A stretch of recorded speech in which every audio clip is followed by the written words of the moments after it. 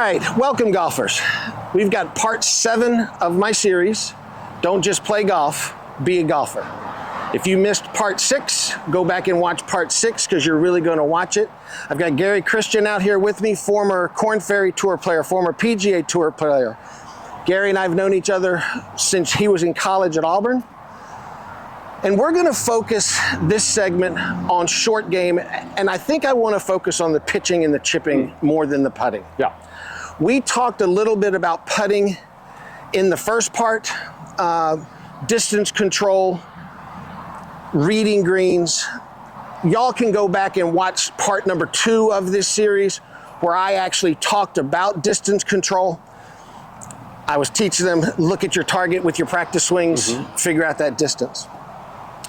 But I want to ask Gary now a question about when you were playing pro-ams and you saw those amateurs with bad short games, couldn't chip very well at all. And again, the golf courses that you were playing were exposing their flaws because they were more difficult. Absolutely, yeah. I mean, and there were so many commonalities to me. You know, the main thing was they made shots too complicated. Is the best analogy I can use is, let's say you think of the most special person in your life, and their life depended on you being able to hit their hands with a golf ball. Would this be easier? Or would that be easier? Exactly. That to me, basically, in my mind, sums up the challenges of chipping and how people make it too complicated. That's when I'm in a lesson and I've got somebody and we're getting ready to talk about loft here. And y'all all use way too much loft. I get them and I say, okay, you and I are gonna play a game and we're gonna bet $10 a throw.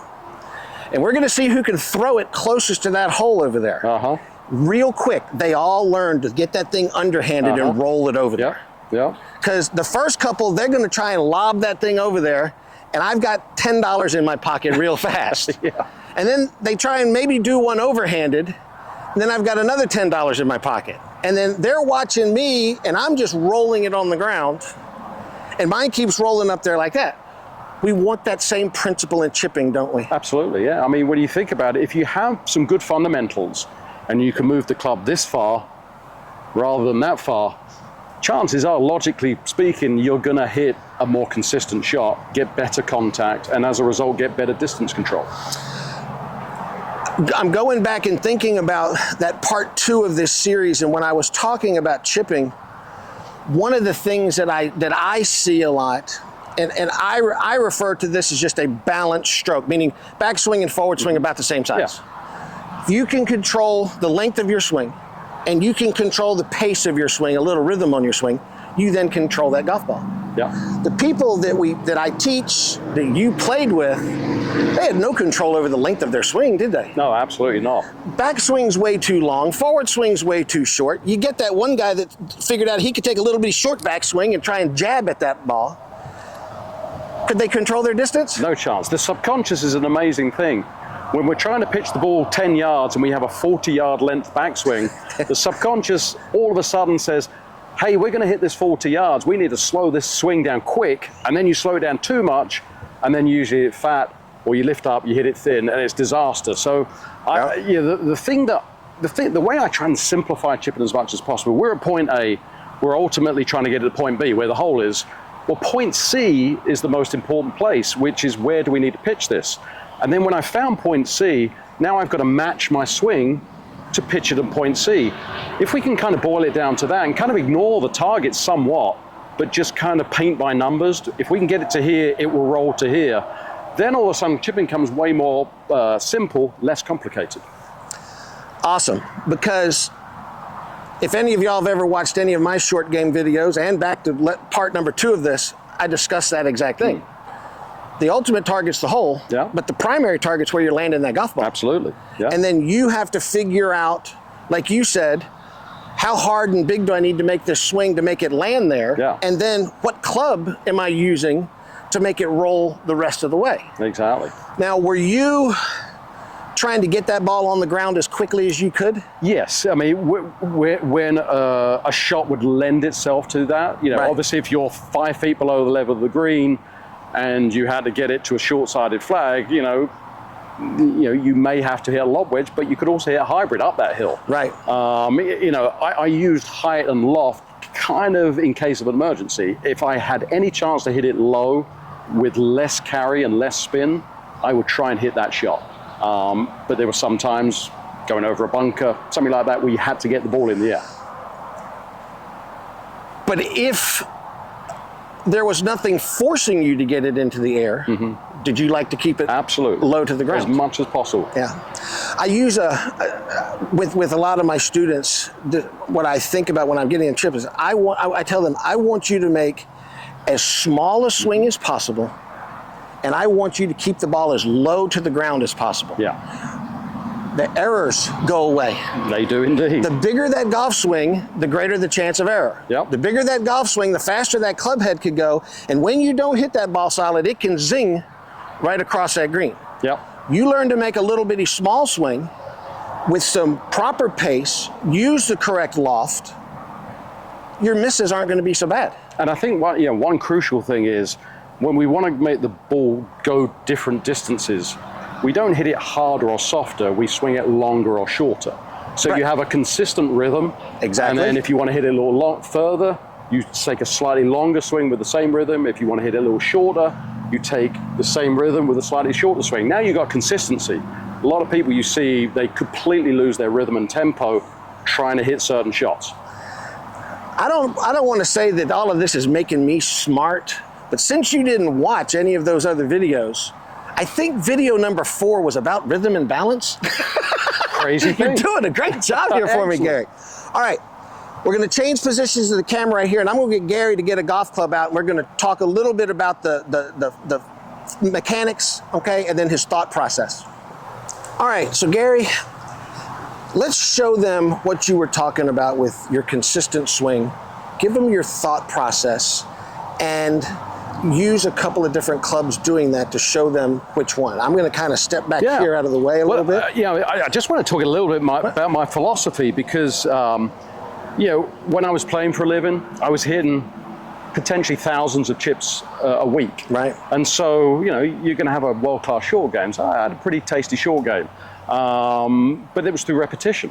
And when I stopped playing, when I got injured, I started coming back a few years afterwards and thought, well, I'll still be a great chipper. I wasn't a very good chipper because I hadn't practiced. I hadn't had the repetitions. So I had to find a far simpler method where I could have minimal practice time and minimal maintenance to still be able to chip the ball fairly well. So I was pretty good friends with Jason Day and Colin Swatton on the tour, and their method. Jason Day's short game's pretty good. Pretty tasty, isn't it? Yeah, geez. Their method really kind of struck with me of less hand action, a little bit more on the big muscles, and it allowed me to just, with very, very little practice, still be a pretty good chipper. Really good point. So you had to kind of go back to just being a regular golfer. Absolutely, yeah. Instead of a tour player. Absolutely. So he was being more like y'all, that you don't have as much time to practice. You're not out there hitting thousands of chip shots a week, to where you said it on the drive out here to the range that, hey, I could overcome a flaw just through simple repetitions. Absolutely. But when you can't make all those repetitions, those flaws get in your way. So I had to make it as simple as I possibly could. So I feel like I can use one method and basically hit every chip around this green by just changing club, changing the setup position, changing ball position, and then just making the same type of swing. Good, show it to us. So let's have a little look. So, yeah, I love that. So my fundamentals are a consistent setup, right? Yes. So this is a hybrid, so we like to keep it on the ground, right? So this has got 24 degrees of loft, which gets the ball up on top of the surface easier than putting it. Yes. So we got this kind of grainy Bermuda, you've got to get that ball up on top. So I love the hybrid for people. Absolutely. So especially when it's dormant Bermuda in the middle of winter and it's mud with a layer of grass smeared on top, this is by far the best club you can use. Look how wide that base, that sole is. Yeah. Most people make the mistake, they stand too far away and they get too handsy and too armsy. That's disaster. That's why people don't use hybrids, because they miss-hit it all the time. So here's what I do, and this you'll see will translate quite nicely to the rest of the clubs. I get a lot closer to it. Yep. Instead of the hands being down here, I get the hands up, because more like a putt. Absolutely. So he's basically almost taking his putter grip. Yep. So see where the ball's on that right instep. Yep. I got my hands basically in that left pocket. Now, all I got to do is just put that weight into that left leg and keep it there. That's going to get that low point forwards. So now I can just brush that grass. See how that club just brushes the grass in front of the ball? I like that. So now there's the little lean. Look at the target. Brush it down there. That's going to be 3 feet. Probably. Nice. Yeah, very nice. I can make that. You give me that. How I would. Hey, I played enough golf with him. I'd give him that one. You mentioned the word low point. Mm-hmm. It's so important to control the low point of the golf swing. Absolutely. Isn't it? Now, how hard is it to control the low point when it kind of matches your sternum? Well, look what happens when you start moving all over the place, which most people do because they have so much hand action. Yeah. There's a lot of scooping and standing back. Well, that sternum has gone back this way. Now your low point's back here behind your right foot. That's right. No wonder you fat it and thin it. Right. And so that's why I kind of push into that left side and keep it right there. Keep the weight there the whole time, because that moves that low point in front of the ball. I love it. And so what we'll see is I can use exactly the same method. Yeah, let's use another club. Yeah. So you saw the setup, ball on that right instep. We're going to do exactly the same with the 9-iron. See, a little bit closer to the ball, hand in that left pocket, ball on that instep, that little lean forwards. Now watch the club brush the grass. See how it brushes the grass in front of the ball? See how quiet my hands are? All the grass is coming out right there. Now I'm not getting mud. No, I'm no. just brushing the top layer off. So look, same thing. So lean into that left side, and then we're just going to pitch this like 4 feet in front of me. Run it up there. Oh, that's even closer than the hybrid. Definitely give me that. Oh, yeah, that was a good one there. Yeah. So, we haven't had to carry much. No. We've just, I just literally moved that maybe 8 feet. The hybrid just rolled straight across the grass. Now, if I need to get the ball up in the air just a little bit, I'm going to use a lob wedge. I've got a 60-degree wedge here. So let's just say I've got a big, thick collar of rough, and I just need to lob it onto the green, not up in the air, but just forwards to take it over that. So now instead of having 40 degrees of loft, I got 60 degrees loft. I'm going to do exactly the same. So right instep, lean forwards, very little hand action. See how the body turns? So I'm hitting it with my body. There's that low point again. Now I'm going to pitch this just a little bit further, so it's got to be a slightly longer swing than the 9-iron. There we go. Up there in pretty good shape. So not bad. One method, yeah. 3 different clubs, 3 very different shots, but basically the same result. So that's that consistency I want, and that's that simplification of what could be quite complicated. Now, that was for something where we didn't have to carry much. If we need to carry the ball a little bit more in the air or off out the rough, we're just going to change the setup. We're not really going to change the swing. Let's see that setup. All right, so we've changed our position now. We've moved farther off the green. We've gotten ourselves into a little bit of rough, and this green slopes away from us. So that little shot that you were hitting over there isn't going to work as well here. Exactly, yeah. So we got way too much ground to actually cover to get it along the ground, and we're coming out of the rough. So we really don't know how that's going to roll through there. So actually, one of the things that actually stands out to me again with playing in Pro-Ams is amateurs don't read the lie very well. So what they do, they grab a club and try and fit the club to the lie instead of reading the lie and picking a club that suits the lie. Yeah, so to simplify, I love what you said. You have to look at that lie and figure out what shots it allows you to hit and what shots it doesn't allow you to hit. Yeah. Sometimes you get in there and you've got a lie that, hey, I can hit any shot I want. And then you go to what your strength is and what the shot might require.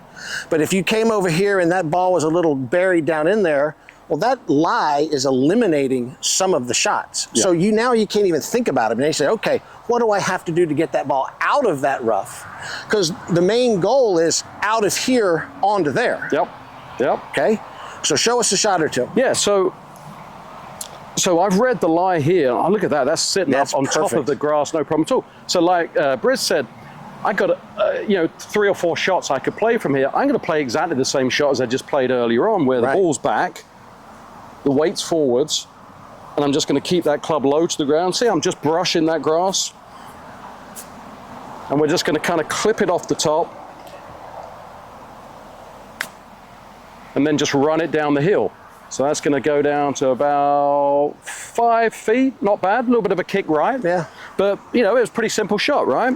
So now I'm going to read a different lie. As Gary's hitting these shots right here, I want y'all to pay attention to the swing that he's using and think in your head, is that swing ever going to hit a disastrous shot?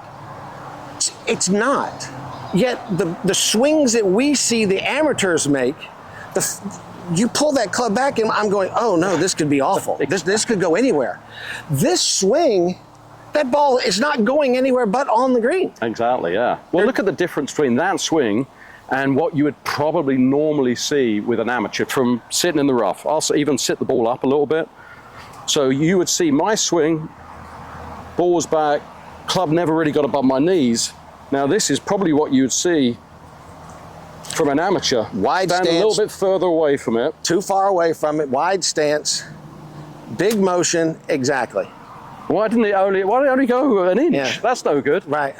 Way too much hand speed, way too much length, way too much wrist cock. Very difficult There's so shot. many variables Yeah. involved in that swing.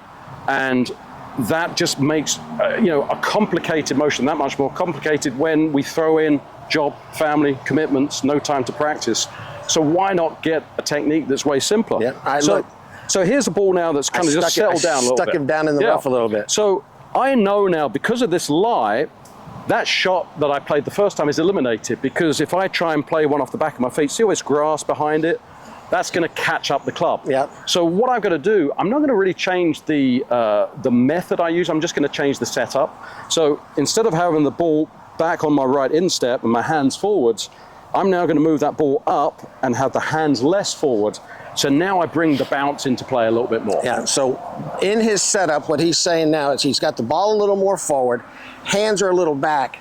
That's creating more bounce here, so this club is not going to dig. So if you look at it, if I from this thick lie here went with the ball back, I don't have much bounce on the club. That's right. That ball club is going to bury. That's right. If I move that ball up a little bit and the hands forward, see how the club skims? That's right. So it skims and still gets good contact. Yep. But now the motion is going to be roughly the same. Exactly, yeah. So that's the great thing. So now we're going to set that ball up. Same thing. We're going to lean into that left side and keep that weight there. Now I want to just keep that same club staying fairly low. It needs a little bit more length because I've got a little bit more grass to get through. But we're just going to lean into that left side, slide the club under the ball. Oh, look at this. Don't go in. Look at this. Oh. But that was the same. That was the same motion, wasn't it? Just a longer length swing, but the same fundamental mechanics as that little low runner. Well, folks, I hope you see the players that were the best in the world playing the tour. They were trying to make it as easy on themselves as possible.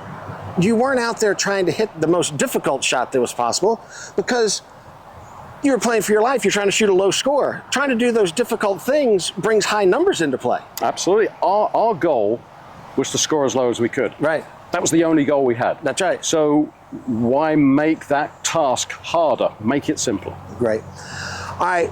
Well, that's going to wrap up our short game edition here, part number 7. And we're going to finish up. We're going to go part number 3. I want to get Gary out on the golf course and just talk a little bit about planning your way a little bit around the course. And so you guys can get an idea of what you really need to be thinking out there. I want to thank y'all for coming in. Gary, again, I want to thank you for doing this with me. I think that was fantastic information. Again, make sure you subscribe and hit that notification bell so you know when part number 8 comes out. Actually, I have part number 8. I've done so many of them, I can't remember what. Runs into each other. Yeah, they're all going side by. They're all running together. All right, we'll see y'all in the next video.